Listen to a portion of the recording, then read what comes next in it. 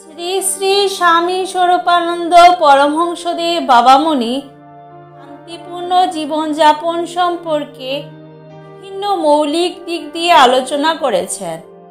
তিনি জীবনের উদ্দেশ্য অনুসন্ধানে শান্তি ও আধ্যাত্মিক উন্নতির প্রতি গুরুত্ব দিয়েছেন।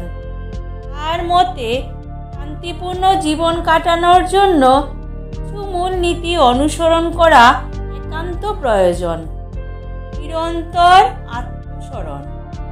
পরমেশ্বরের স্মরণ বা নাম জপ করা আমাদের মনকে শান্ত রাখে এবং পৃথিবী সংক্রান্ত সব যন্ত্রণা ও চিন্তা থেকে মুক্তি দেয়। সংযম। শরীর, মন ও চেতনার উপর নিয়ন্ত্রণ রাখা গুরুত্বপূর্ণ। তিনি উপদেশ দেন, ঠিক ভোগবিলাসে না চলে চিরস্থানের জন্য নিজের আত্মার প্রতি আস্থা রাখা। দয়া ও সহানুভূতি। অন্যদের প্রতি সহানুভূতি এবং দয়ালু মনোভাব বজায় রাখা একজন মানুষের শান্তি এবং সত্তার উন্নতির জন্য অপরিহার্য। প্রকৃতির প্রতি শ্রদ্ধা। প্রকৃতির সঙ্গে সংযুক্ত থাকার মাধ্যমে শান্তি পাওয়া যায়। বাবামণি বলেন, আমাদের চারপাশের পরিবেশ এবং জীবজন্তুদের প্রতি শ্রদ্ধাশীল হতে হবে। নির্বিকার মনোভাব। দুনিয়ার সাফল্য ও ব্যর্থতা, সুখ ও দুঃখ এগুলোকে নির্বিকার মনোভাব নিয়ে গ্রহণ করতে হবে। যে ব্যক্তি এসবের প্রতি অটুট থাকে তার মন শান্ত থাকে। ধ্যান ও সাধনা। নিয়মিত ধ্যান এবং আধ্যাত্মিক সাধনা মনকে শুদ্ধ করে, যা শান্তি ও সুখের পথপ্রদর্শক। এই উপদেশগুলি মানলে জীবনে শান্তি, আনন্দ এবং উন্নতি অর্জন করা সম্ভব। শ্রী শ্রী স্বামী স্বরূপানন্দ পরমহংসদেব বাবামণি আরও কিছু গুরুত্বপূর্ণ উপদেশ দিয়েছেন, যা শান্তিপূর্ণভাবে জীবনযাপনে সহায়ক হতে পারে। সন্তুষ্টি ও পরিতৃপ্তি। তিনি বলেছেন যে জীবনে সর্বদা সন্তুষ্ট থাকা অত্যন্ত গুরুত্বপূর্ণ। আমাদের যে পরিমাণে যা কিছু আছে তাতে পরিতৃপ্ত থাকতে হবে এবং কখনোই অতিরিক্ত ইচ্ছা বা লোভ করতে হবে না। এতে মন শান্ত থাকবে এবং অশান্তি দূর হবে। বিশ্বাস ও আত্মসম্মান। স্বামী স্বরূপানন্দ পরমহংসদেব বাবামণি আধ্যাত্মিক পথে এগিয়ে চলতে হলে নিজের উপর আত্মবিশ্বাস রাখতে হবে কথা বলেছেন। আমাদের আত্মসত্তার প্রতি আস্থা এবং আত্মসম্মান বজায় রাখতে হবে, যাতে জীবন সঠিকভাবে পরিচালিত হয়। নিরন্তর সাধনা। একজন সন্ন্যাসী বা আধ্যাত্মিক অনুসারী হিসেবে স্বামী স্বরূপানন্দ পরমহংসদেব বাবামণি পরামর্শ দিয়েছেন যে সাধনা কখনো থামানো উচিত নয়। জীবনের প্রতিটি মুহূর্তে আত্মার উন্নতির জন্য সাধনা অব্যাহত রাখতে হবে।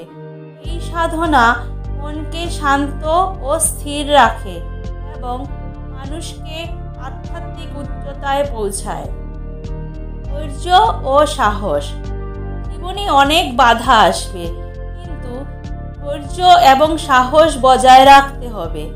তিনি বলেছেন যে সঠিক সময়ে সঠিক কাজ করতে হবে এবং যে কোনো দুঃখ কষ্টকে সহ্য করার শক্তি অর্জন করতে হবে। ধৈর্য ও সাহস মানুষের মনকে দৃঢ় এবং শান্ত রাখে। ঈশ্বরের প্রতি দৃষ্টিভঙ্গি। শ্রী শ্রী স্বামী স্বরূপানন্দ পরমহংসদেব বাবামণি বলেছেন যে পৃথিবীকে এক মহাস্কুল হিসেবে দেখতে হবে।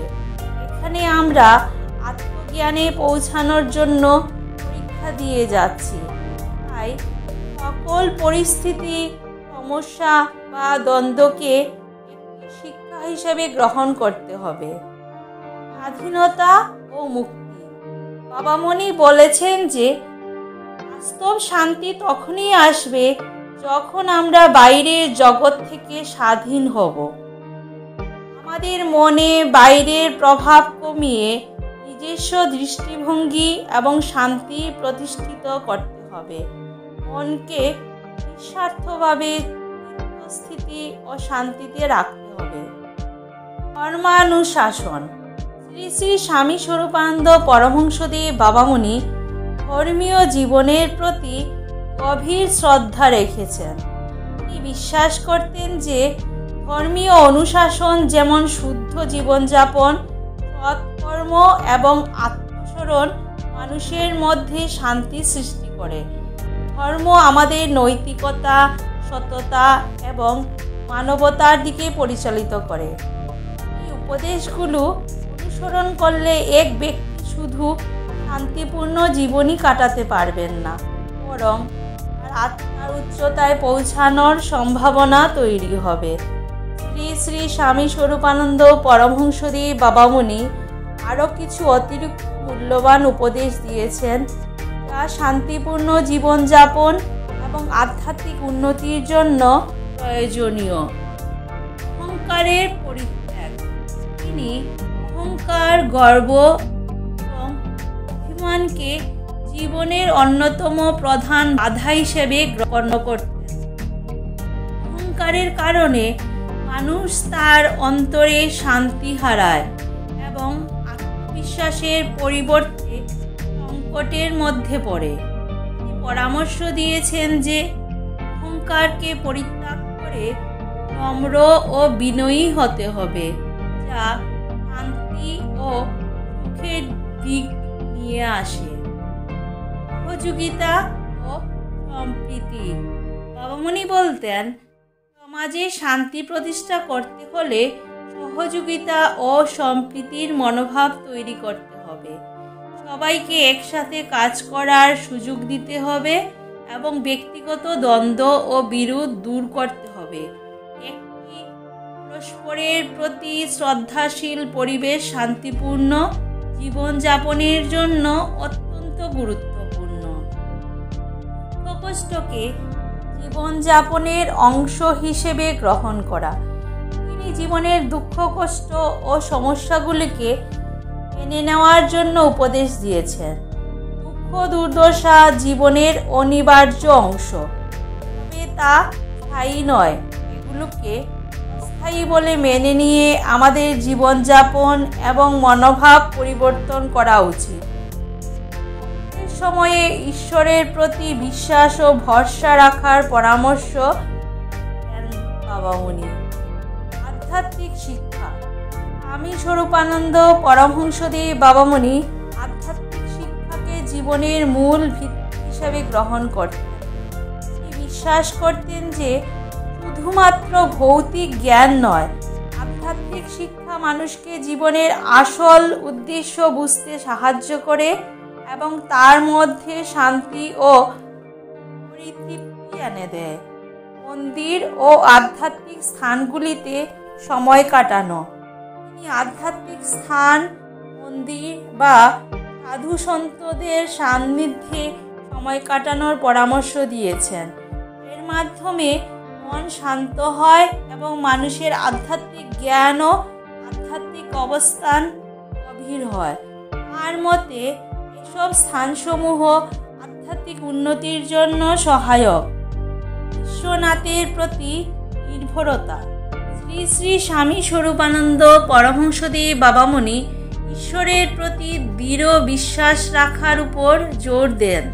তিনি বলতেন, যখন আমাদের জীবন কঠিন হয়ে যায়, তখন বিশ্বনাথ বা ঈশ্বরের প্রতি অটুট বিশ্বাস ও নির্ভরতা আমাদের জীবনে শান্তি এনে দেয়। ঈশ্বরের সাহায্য ছাড়া আমাদের আত্মিক শক্তি সম্পূর্ণ হতে পারে না। নির্বিশেষে দানের মনোভাব। বাবামণি আরও বলেছেন, জীবনকে শান্তিপূর্ণ করতে হলে আমাদের সৎভাবে অন্যের উপকার করতে হবে। এই দানের মাধ্যমে নিজের পরিশুদ্ধি এবং অন্যদের জন্য ভালো কাজ করার উপদেশ দিয়েছেন। দান শুধু মাধ্যমেই নয়, বরং ভালোবাসা, সহানুভূতি, সময় এবং সহায়তা দিয়ে হওয়া উচিত। অভ্যাস ও নিয়মিততা শান্তিপূর্ণ জীবন এবং আধ্যাত্মিক উন্নতির জন্য তিনি দৈনন্দিন জীবনে কিছু নির্দিষ্ট অভ্যাস গড়ে তোলার প্রয়োজনীয়তা উল্লেখ করেছেন। প্রতিদিন নাম জপ, ধ্যান, প্রার্থনা, নিয়মিত শরীরচর্চা এবং সৎকর্মের মাধ্যমে আমরা আমাদের জীবনকে শান্ত ও সুস্থ রাখতে পারি। পুণ্যকর্মে গুরুত্ব। শ্রী শ্রী স্বামী স্বরূপানন্দ পরমহংসদেব বাবামণি বলতেন, আমাদের দৈনন্দিন জীবনে ভালো কাজ এবং সৎকর্মের দিকে মনোযোগ দিতে হবে।